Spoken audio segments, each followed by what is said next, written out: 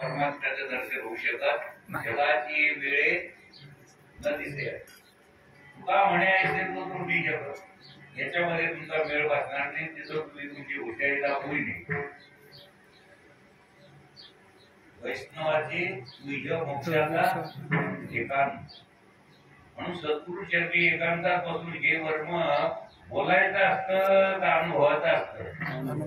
तसं बोटानं दाखवू तुला रे सद्गुरूच्या मुला बोटानं दाखवत नाही काही घेऊ मुलाचा थोडा पिवळा धमक आहे हे कशावर दिसतं कानानं मला ऐकायचं कशावर दिसतंय चांगला गुळ आहे हे कशावर दिसतं डोळ्यानं दिसतं कळतं कशावर जिभेनं गोडी आहे हे कशाला सांगता येतं जिभेनं गोडी आहे जिभेनं सांगता येतं पण गोडी काय नेसून आली साडी का पितांबर गोडी दाखवा काळी आहे का गोडी आहे काळी आहे का गोरी आहे का भुरी आहे का उंची आहे का ढेगणी आहे दाखवण गोडी गोडी नाही का अनुभव नाही का सांगता येत नाही कसं आहे चारवा वर्ग आहे नास्तिक वर्ग आहे तो म्हणतो देव दिसत नाही म्हणा नाही कसा म्हणा ज्या अर्थी डोंगराच्या कडेला जो गुरु दिसतो त्या अर्थी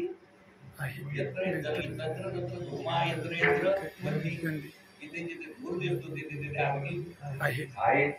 हनुमान प्रमाणे ज्या अर्थी तुम्ही आम्ही बोलता त्या अर्थी आत्मदेवता आहे चैतन्य आहे चैतन्याशिवाय बोलणं येतं चैतन्याची शोभत असे म्हणजे चैतन्य हे अदृश्य जरी असलं तरी त्याच्याशिवाय या जगाचा कारभार चालू शकत चाले हे शरीर कोणाची असते कोण बोलायचे ते सगळ्याला हलविणारी चालविणारी वृक्षाची ही पानं हले ज्याची सत्ता राहिली अहंता अशी त्याची शक्ती आहे त्या शक्तीचं नाव आहे विष्णू सहस्त्रनाम नाव आधार पण शक्ती मात्र एक ते चैतन्य एक देव मात्र नाव त्याला आधार आहे अमरकोशामध्ये तर कितीतरी नाव आहे अमरकोश नावाचा एक ग्रंथ आहे त्याच्यात कितीतरी नाव आहे पण विष्णू सहस्त्र म्हणजे हजार त्याच्यात किती नाव आहे 1000 नाव मग 1000 देव आहेत का नाव 1000 आहे वेश 1000 आहे का देव 1000 आहे वेश आनंद आहे माऊली म्हणतात मी त्याला पाहिलं असं प्रमाण आहे आनंद रूपे आनंद रूपे आनंद